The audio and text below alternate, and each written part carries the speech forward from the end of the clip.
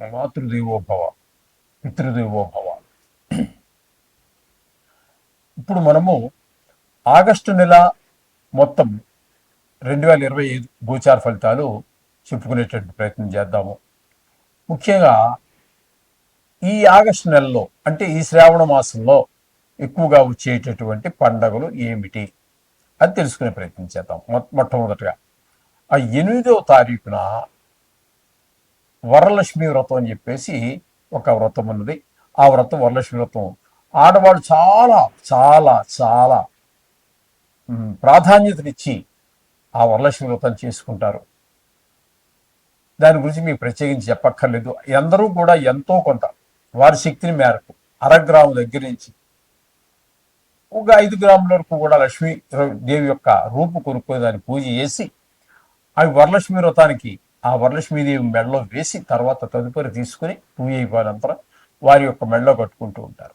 ఇది ఒక అద్భుతమైనటువంటి స్త్రీలకు మరీ ముఖ్యంగా, ఎందుకంటే ధనాన్ని ప్రసాదిస్తుంది వరలక్ష్మీదేవి అని ఆ కథ కూడా అట్లాగే ఉంది. కాబట్టి ఆడవాళ్ళు చాలా ప్రాముఖ్యతనిచ్చేటటువంటి పండుగల్లో దీన్ని ప్రప్రథమంగా కూడా చెప్పుకోవచ్చు. ఒకటి. ఇక 2 రక్షాబంధన్. ఈ రక్షాబంధన్ అనేటటువంటిది మనం ఈ ఒక ఆడపిల్లకు అదే వయసు దగ్గరలో ఎక్కువ కావచ్చు, కొంచెం తక్కువ కావచ్చు ఉన్నటువంటి వాళ్ళు, లేదా అసలు మొట్టమొదటి యాక్చువల్గా అన్న కానీ తమ్ముడు కానీ, లేదా ఈ మధ్యకాలంలో ఫ్రెండ్స్ కూడా అక్క అని చెప్పి పిలుచుకుంటూ వాళ్ళు కూడా ఈ చెల్లెలకి రక్షాబంధన కడుతూ ఉన్నారు. ఇది యాక్చువల్లీ మొదట్లో మన దక్షిణ భారతదేశంలో లేదు. ఇది పురాణ కాలం నుంచి ఉన్నదే, కానీ మన దక్షిణ భారతదేశంలో తక్కువగా ఉన్నది. ఈ మధ్య కాలంలో బాగా ఎక్కువైంది. కారణం ఏంటి అంటే మనకి మహాభారతంలో శ్రీకృష్ణుడికి ఒక్కనొక సందర్భంలో గాయం అవుతుంది. తలకి గాయం అవుతుంది. అయితే ఆ గాయం నుంచి రక్తం వస్తుంటే గబగబా అందరూ శ్రీకృష్ణుడి తలకి కట్టు కట్టాలి అని చెప్పేసి వస్త్రం లేక అక్కడ అందరూ వాళ్ళ ఇంటికి బయలుదేరి వెళ్తారు. కానీ అక్కడే ఉన్నటువంటి ద్రౌపది మాత్రం ఇంకా వెనక ముందు ఆలోచించట్లేదు. నా చీర పాడినా పర్లేదు, చీరలోంచి కొంత భాగాన్ని చీరలోంచి చింపి శ్రీకృష్ణుడి తలకు కడుతుంది, ఆ గాయం నుంచి రక్తం బయటికి రాకుండా. ఆ దాని యొక్క ప్రభావం వల్ల కురుక్షేత్రంలో ఆమె మనకి దుర్యోధనుడి యొక్క ఆస్థానంలో ఆమెకి జోధ అనంతరం ద్రౌపదీదేవిని కూడా ఓడిపోతాడు మన ధర్మరాజు గారు. ఆ సందర్భంలో ఆమెని అందరిలోకి తీసుకొచ్చి అవమానపరచడానికి ఆమె వలువలు అంటే వస్త్రాలన్నీ ఒలిచేస్తూ ఉంటారు. అంటే అవి దిగంబరంగా చేయాలని. ఆనాటి నుంచి ఉన్నాయి చూడండి ఎంత దుర్మార్గాలు. సరే, ఏదైతేమి పాండవులు కూడా అక్కడే ఉన్నారు. భర్తలు 5 మంది ఏం చేయలేకపోయారు. ఎందుకంటే అన్నగారి మాట కట్టుబడి. అవన్నీ ఇంక అక్కర్లేదు, అక్కడికి వెళ్తే లోపలికి వెళ్తే మొత్తం మీద వాళ్ళు ఏమీ చేయలేని నిర్వీరులైపోయారు అక్కడ. ఆ సందర్భంలో కృష్ణుడు ఉన్నాడు. కృష్ణుడు అక్కడ లేడు, కానీ ఎక్కడి నుంచో సర్వాంతర్యామి ఆయన చూడదే ఉంది. ఆయనలోకి నుంచి ఆయన చూస్తూ అక్కడి నుంచి వస్త్రాలు ప్రసాదించాడు. ఈ వస్త్రాలు విప్పాలనుకున్నటువంటి వాళ్ళు లాగి లాగి లాగి లాగి నీరసం వచ్చి జబ్బలు పడిపోయి సొమ్మసిల్లి పడిపోయాడే కానీ ఆ చీరలు అలా వస్తూనే ఉంది. ఇది శ్రీకృష్ణ పరమాత్మ ద్రౌపదీదేవికి ఇచ్చాడు. అది అంటే దీని అర్థం ఏంటంటే ఇప్పుడు మనం అది చేయమని కాదు. ఇక్కడ శ్రీకృష్ణుడు ఒక అన్నగా భర్తలు చెయ్యలేనటువంటి పనిని కూడా ఒక అన్నగా సోదరుడుగా ఎలా అయితే ఆమె మానాన్ని రక్షించాడో అలాగే ఈనాడు కూడా రక్షాబంధన ఏదో 10 రూపాయలు పెట్టి మార్కెట్లో అమ్ముతున్నారు, అది తీసుకొచ్చేసామా కట్టేసామా, ఆవిడ ఏదో 100 రూపాయలు ఇచ్చిందా లేకపోతే మనమే 1000 రూపాయలు ఇచ్చా, అది కాదండి ఇక్కడ కావాల్సింది. అన్నలాగా నువ్వు నీ చెల్లెలను తోడబుట్టిన వాళ్ళు అక్క కావచ్చు చెల్లెలు కావచ్చు వాళ్ళని కాపాడాలి. ఇది కాన్సెప్ట్. ఈ పని చేస్తున్నారా అది చూడండి. బయట ప్రపంచంలో ఎలా ఉందో మీకు తెలుసు, నేను చెప్పక్కర్లేదు. ఓకే. ఇక ఇదే మాసంలో మనకి ఇంకా సంకటహార చతుర్థి ప్రతి మాసంలో వచ్చేటటువంటిది కొనుక్కోండి. ఇక ఆగస్టు 15 మనకు స్వాతంత్రం వచ్చిందని చెప్తున్నారు. అది ఎంతవరకు మనకు స్వాతంత్రం వచ్చిందో మీకు తెలుసు, నాకు తెలుసు. ఇక దాని గురించి వెళ్ళక్కర్లేదు, రాజకీయాల దగ్గరికి వెళ్ళక్కర్లేదు. ఇకపోతే 16వ తారీఖున శ్రీకృష్ణ జయంతి. మహానుభావుడు కృష్ణం వందే జగద్గురు అన్నారు. ప్రపంచానికి జగద్గురు, జగత్తుకే, ప్రపంచం కాదండి. ప్రపంచం అంటే భూలోకం ఒకటే, మొత్తం జగత్. అక్కడ అంతకీ గురువు ఆయన. అటువంటి కృష్ణుడు పుట్టినటువంటి రోజు అది 16వ తారీఖున. ఇక 27వ తారీఖున వాడల, వీధి వీధిన, గల్లీ గల్లీలో అన్ని చోట్ల మహావైభవంగా జరిగేటటువంటి వినాయక చవితి ఒకటో వస్తున్నది. అది కూడా ఈ నెలలోనే వస్తున్నాయి. ఈ నెలలో ఇన్ని శుభ పరిణామాలు, ఇన్ని మంచి పండగలు, ఇంత శుభమైనటువంటి మాసంగా మనం తప్పకుండా చెప్పుకోవాలి. ఈ చెప్పుకున్నవన్నీ చెప్పుకోవడానికి, చెప్పడానికి, మీరు వినడానికి కాదండి. వీటిని మనం వీలైనంత వరకు ఆచరించాలి. అది అర్థమైంది కదండి. ఈ నెలలో వచ్చేటువంటి విశేషాలు ఇవన్నీ. ఇప్పుడు మనము కుంభరాశి వారికి ఆగస్టు నెల 2025 సంవత్సరం గోచార ఫలితాలు ఏ విధంగా ఉంటాయి అనేది సశాస్త్రీయ పద్ధతిలో తెలుసుకునే ప్రయత్నం చేద్దాం. కుంభరాశి వారికి జన్మంలోనే రాహుగ్రహ సంచారం జరుగుతుంది.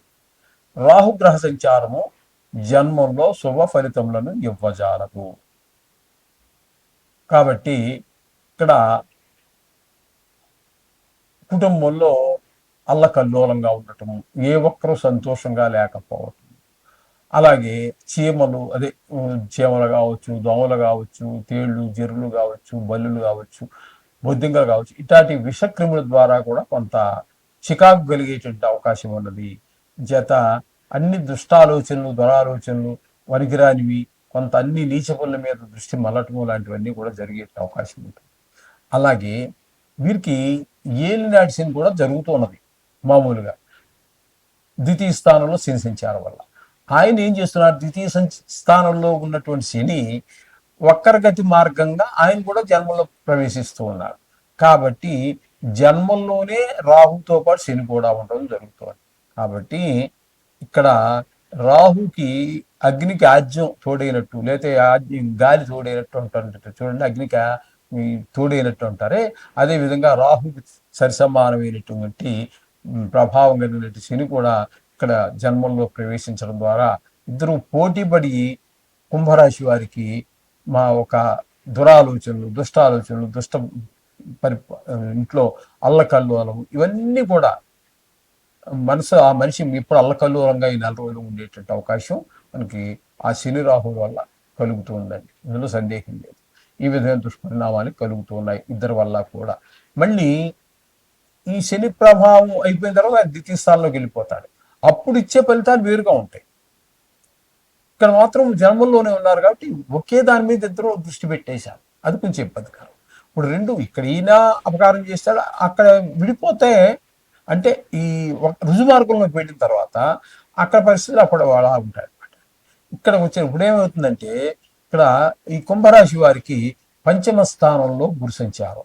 పంచమ స్థానంలో గురు సంచారం అనేటటువంటిది మంచి పరిణామము, చాలా శుభప్రదమైనటువంటి ఫలితాలు ఇస్తాడు ఆయన.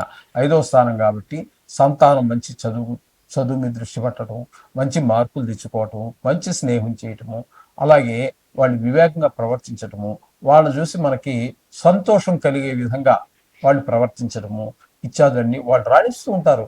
వారికి వచ్చిన విద్యల్లో అంటే చదువులోను ప్లస్ ఇంకా ఇతరత్రా ఉన్నటువంటి విద్యల్లో కూడా వాళ్ళు రాణిస్తూ ఉంటారు. అటువంటి సందర్భంలో పిల్లలు రాణిస్తున్నటువంటి సందర్భంలో తండ్రికి కలిగే ఆనందం ఇంత అంతా కాదు. పిల్లలు రాణింపు కోసమే బతుకుతూ ఉంటారు. వాళ్ళు తను జీవితంలో సాధించలేనిది తన పిల్లల ద్వారా, తన సంతానం ద్వారా సాధించుకోవాలని చెప్పి ప్రతి తల్లిదండ్రులు ఆశపడుతూ ఉంటారు. కాబట్టి పిల్లల అభివృద్ధిని చక్కగా గురు భగవానుడు మనకి కలిగిస్తూ ఉన్నాడు. ఓకేనండి. ఈ కుంభరాశి వారికి అలాగే పంచమ స్థానంలో శుక్రగ్రహ సంచారం 20 రోజుల పాటు జరుగుతోంది. ఆ 20 రోజులు కూడా శుక్రుడు సంతానం మీద మంచి ఫలితాలు చూపిస్తూ ఉంటాడు. ఆ పిల్లలకు సంగీతం మీద కానీ, సాహిత్యం మీద కానీ, లేదా ఇతరత్ర లలిత కళలకు సంబంధించి నృత్యము ఇట్లాంటి వాటిలో ఏదైనా అవకాశం ఉన్నట్టయితే వారికి కూడా అనుకూలమైనటువంటి ప్రభావాన్ని చూపిస్తూ ఉంటాడు శుక్ర భగవానుడు 5వ స్థానంలో. 6వ స్థానంలో 11 రోజులు సంచారం చేస్తూ ఉన్నారు. ఆ 11 రోజులు మాత్రం 6వ స్థానంలో ప్రతికూలమైన ఫలితాలే. అంటే కొంచెం అనారోగ్యం, డబ్బులు ఇబ్బంది పడేటట్టు పరిస్థితి, ఎవరికైనా ఇవ్వాలంటే ఇవ్వలేకపోవటం, మనం ఎవరినా అడిగితే కూడా అప్పు దొరకకపోవటం, ఇటువంటి పరిస్థితులన్నీ శుక్ర భగవానుడు 6వ స్థాన సంచారం వల్ల కలుగుతుంది. ఇక అక్కడే రవి భగవాన్ యొక్క సంచారం జరుగుతోందండి 6వ స్థానంలో. 6వ స్థానంలో రవి భగవానుడు మాత్రం చాలా చక్కటి ఫలితాలు ఇస్తూ ఉంటాడు. ఆరోగ్యం బాగుంటుంది. అలాగే ఎవరిని అడిగినా డబ్బులు ఇస్తారు. మనకి ఎవరికైనా మనం రుణం ఇవ్వాల్సి ఉంటే తీర్చేయగలుగుతాము. లేదా మనం అప్పు కోసం మనం ప్రయత్నిస్తుంటే అప్పు ఇస్తారు. ఈ విధంగా సూర్య భగవానుడి యొక్క ప్రభావం వల్ల మనకి అన్ని సానుకూలమైనటువంటి ఫలితాలే కలుగుతాయి. అలాగే బుధుని యొక్క సంచారము 6, 7 స్థానాలలో, రవి యొక్క సంచారం ఇంకోటి పూర్తిగా అవ్వలేదు. రవి యొక్క సంచారం 14 రోజుల పాటు 7వ స్థానంలో జరుగుతుందండి. 7వ స్థానంలో జరిగే 14 రోజులు మాత్రం భార్యాభర్తల మధ్య కొంచెం అన్యోన్యత లేకపోవటము, అలాగే జాయింట్ వ్యాపారస్తుల మధ్య కొంత ఇబ్బందికరమైన పరిస్థితులు ఉండటం జరుగుతుంటుంది. రవి భగవానుడు 7వ స్థానంలో 14 రోజుల సంచారంలో. ఇకపోతే ఈ బుధుని యొక్క సంచారం 6వ స్థానంలో ఒక 28 రోజులు, 7వ స్థానంలో ఒక 3 రోజులు సంచారం జరుగుతోంది. ఈ 2 స్థానాలలోనూ కూడా సుఫలితాలు ఇస్తాడు బుధ భగవానుడు. దాని ద్వారా 6వ స్థానంలో ఉన్నప్పుడు మనం ఎవరిని అడిగినా డబ్బులకి లోటు లేని విధంగా ఆయన చేస్తూ ఉంటారు. మనకి ఈ విధంగా అక్కడ 2 గ్రహాలు మనకి ప్రతికూలంగా ఉన్నా బుధుడు మాత్రం ధనానికి లోటు లేకుండా అది ఏదో రకంగా మనకి అందుబాటు అయ్యేటట్టుగా ఆ బుధ భగవానుడు 28 రోజులు ప్రయత్నిస్తూ ఉంటాడు. ఒక్క 3 రోజులు మాత్రం 7వ స్థానంలో ఉంటారు. ఆ 3 రోజులు కూడా మన భార్యాభర్తల మధ్యన లేకపోతే జాయింట్ వ్యాపారస్తుల మధ్యన కొంత మళ్ళీ తిరిగి కొంచెం మొన్నటి వరకు కొంచెం ప్రతికూలంగా ఉన్నా కూడా ఇప్పుడు మళ్ళీ ఇద్దరు ఒకే మాటకి రాగలుగుతారు. ఇది సర్వసహజం. భార్యాభర్తల మధ్యన పగల కొట్టుకున్న రాత్రి ఎరుపుకు ఒకటవుతూ ఉంటారు. అదేవిధంగా ఈ బుధ భగవానుడు అక్కడ 6వ స్థానంలో ఉన్నప్పుడు వేరే గ్రహాల వల్ల కొంచెం ఇబ్బందులు పడినా ఈ బుధ భగవానుడి వల్ల మళ్ళీ ఈ ఇక్కడ ఒకటయ్యేటటువంటి పరిస్థితి మనకి కనబడుతూ ఉన్నదండి.